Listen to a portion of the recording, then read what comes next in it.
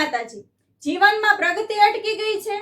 જો કોઈ એવું વ્યક્તિને લાગે છે કે નસીબ એની સાથે નથી અને એવું લાગી રહ્યું છે કે જે પણ કામ કરે છે તેમાં એનું નસીબ એમનો સાથ નથી આપી રહ્યું।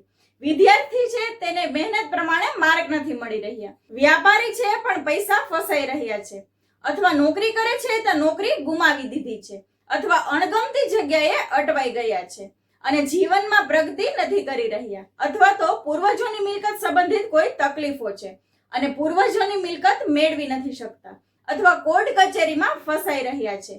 તો આજે તમને ખૂબ અને એક અસરકારક ઉપાય જણાવું છું। તો શું છે ઉપાય એ જાણતા પહેલા કમેન્ટમાં જય માતાજી લખી દેજો।